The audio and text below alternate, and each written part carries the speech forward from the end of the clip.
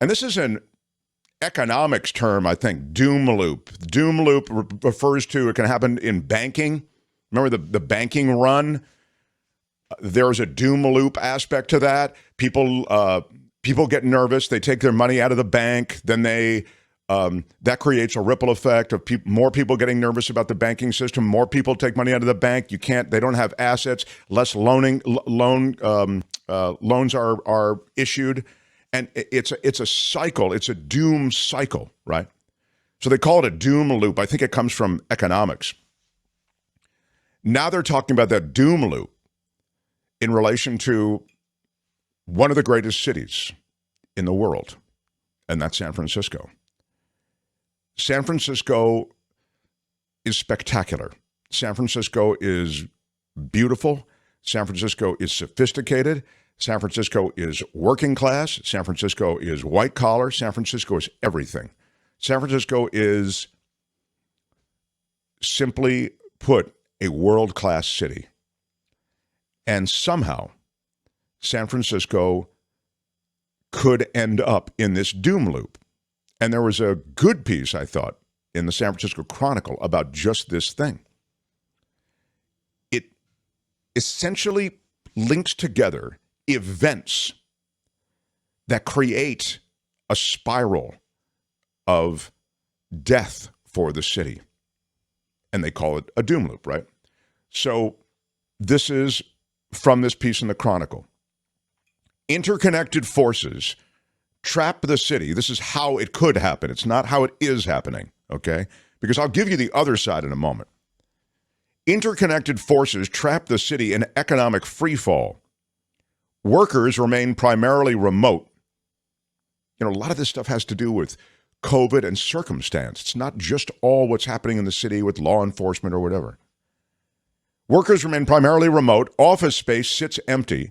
Businesses shutter. Mass transit is sharply reduced or even bankrupt, making it even harder for low and middle wage workers who, who enable restaurants and small businesses to operate, causing major budget shortfalls from declining tax revenue that imperil numerous city services, trigger mass layoffs of city workers, and shred the social safety net. All of which causes more people to do what? Leave. Mm-hmm. San Francisco officials and business groups acknowledge the possibility of a doom loop scenario. They agree that the city will struggle through an indefinite transition period, but they are optimistic that the city, as it has previously done in downturns, will bounce back to resemble what it was before 2020. Others say, though, that this amounts to magical thinking. Again, this is from the Chronicle piece. And a major reimagining of the city is needed. Though many American cities are struggling in the wake of COVID-19, San Francisco is perhaps, hang on one second. I think this has been the solution being floated is maybe to turn these empty office buildings into residences, right? Yeah. But then you have a different scenario where, well, what if the businesses wanted to come back, and now instead of having a business related south of Market or financial district, you've got people living out there.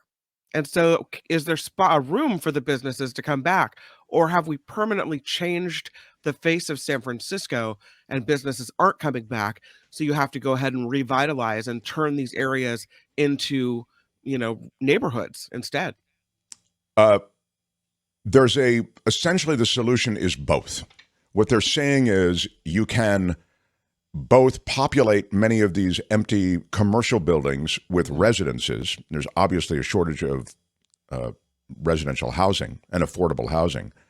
And that this dense business district, south of Market, for example, right, will become a mixed space. It'll become a socially dense area as opposed to a business area purely. In fact, they say, rather than thinking about downtown San Francisco as simply the central business district for the region, I think we can be thinking about it as the central social district for the region. Mm. This is the CEO of urban planning at the think tank Spur. I think it's important for us to start to articulate a really proactive vision for the identity of San Francisco. To date, city leadership has yet to pass any major legislation to support significant changes to transform the city. The city's chief economist thinks that the likeliest scenario is that the forces of market capitalism will right this ship. Yeah, let the market decide. It'll all be taken care of. Ideas such as office to housing conversions, that's what Kim's talking about, cannot be done quickly or at a big enough scale to make a difference, he's saying. We need an element of modesty here, he says. In San Francisco, there's a tradition of grand ambitions, and I think we need, rather than promoting a grand vision, we need to let nature take its course while not going off the rails. That's a quote. So the tech boom has changed because of remote workers. Yeah. It radically has changed. So you had downtown in the business district of San Francisco, 75% of the city's GDP was generated by these tech businesses. Now, it's the emptiest market in the nation. The office and vacancy rate soared to a record 29.4% this month, 8 times the 3.7% vacancy rate at the end of 2019. So it's kind of what you're talking about. There's all that space, Kim. What do you do with it? Yeah. The percentage of workers actually in the office on a given day has consistently been among the lowest in the country. Again, because it's technology, and they realize people don't actually need to be here. It was about 43% by late March. The absence of office workers hurts more than just corporate office landlords. They're buying goods, they're buying services, they're getting a haircut, they're going for lunch, they're going for happy hour. So you see the implosion. This is the doom loop. More and more businesses get shuttered. When will the office market rebound? No one knows. And now the city is facing a flood of property tax appeals. That's where landlords are trying to lower their annual bills. So City Hall could see a direct hit to one of its most lucrative tax sources, if indeed those property tax appeals are successful. So that affects spending, that affects budgets, that affects cops, that affects any number of city services. Go ahead, Kim. I was just going to say, even Mayor London Breed has acknowledged that the city before COVID and the city after COVID look very different, and that likely business the way it was won't come back.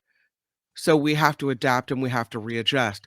I was talking to Emily Hoven from the San Francisco Chronicle, who did the story on this, and she said that there's another city, I think she might have said London, another city, had great success in turning these business districts into residential districts and doing what you were talking about, which is kind of a hybrid situation. And so the question is how quickly San Francisco can get on board, right? Yeah. Because if you leave these places empty, as you were talking about, there's going to be no tax revenue. The city's going to take this massive hit. So they have to do something to change it. And the question is, how fast can they move? I think there's a part of the whole thing that does have to do with market forces. You know, what's going to happen is if people, and I haven't even mentioned this yet, you know, people leave the city, okay? This is happening already, but I just haven't mentioned it yet in this conversation. People leave. I think I did actually touch on it, but you end up with residential vacancies as well. And so you have business vacancies, and you have residential, the commercial vacancies, and you have business vacancies. So what has to happen? Market forces do take hold at that point, and you end up with lower rents, and you end up with lower leases on that commercial space, and that brings businesses back into the city. Now, I'm not saying that that is going to be the solution, but I'm saying left to its own devices, that will happen. Still, remember, if those commercial leases drop, if those landlords are actually successful in their appeals, all of those things do affect the budget for San Francisco and the bottom line. None of that's good for the city and the city's ability to provide services. So those other things that we worry about, crime and the general cleanliness of the city, handling the homeless problem, all these other, the open drug markets, all of these other issues that we talk about in the city, they become and they continue to be contemporary issues that we face, largely as a result of the fact then that you don't have the money to address them. So, that again is it's a doom loop scenario, but just to address the part of things that you're talking about, I think if nothing was done, rents drop and businesses move back in. Once the rent hits a certain number, businesses will come back. It becomes economical to do business in San Francisco. But they don't want that to happen, because as we say, city service, mass transit is affected by this, I think the Chronicle article touches on BART survival. BART is the linchpin for downtown San Francisco's economic health, and its future is in jeopardy, they say. There isn't a path to sort of reoccupying downtown without public transit. San Francisco is one of the only employment centers on the West Coast that most people get to by transit. BART was designed to feed the city's economic core and has leaned heavily on fare revenue from those workers. The switch to remote work decimated ridership. In January, the ridership was 40% of the pre-pandemic levels. 28% for the people who usually get off downtown. The transit services budget forecasts show they expect $300 million in deficit by 2026. I won't get too much more into the weeds, but if BART dies or has to cut back dramatically, commuters would face all kinds of obstacles in getting to the city. Office attendance could fall further, as could excursions into the city by regional residents who help support city restaurants and retailers. Some people could resort to bus service or driving their cars to get downtown, but there aren't enough streets and parking spaces to accommodate a pre-pandemic volume of drivers into the city's northeast, according to one expert. Bay Bridge traffic is already near pre-pandemic levels. BART officials are contemplating a regional ballot measure in 2026 to raise tax revenue and keep the agency alive, even if pre-pandemic ridership never comes back. And then I mentioned the very real possibility that you get population loss. People leave the city. Anyway, this is a fascinating look at what could happen, But there's a long way between dying and death, and a lot can happen in the interim. And I think the remote workers do, in a way, protect themselves from these insanely high rents in San Francisco. They talk about rents flattening or, rents are down 10%. They're still insanely high, right, Kim? I mean, you end up, if you're trying to rent a place in San Francisco, it's just... Oh, yeah. It's crazy. I was reading that Salesforce, they built this massive Salesforce tower, and they laid off a bunch of people. Even Salesforce is now leasing out more floors in their Salesforce tower, trying to get people to, take over. Sure. It's expensive, very expensive, and people are leaving. So a lot of businesses are, instead of renting the very expensive hoity-toity headquarters kind of, businesses, office space in South of Market and the financial district, instead they're getting rid of that. And they're getting something really small in the Mission District. Isn't that interesting? Yeah. Maybe they maintain a footprint in San Francisco, but it's much smaller. Sure.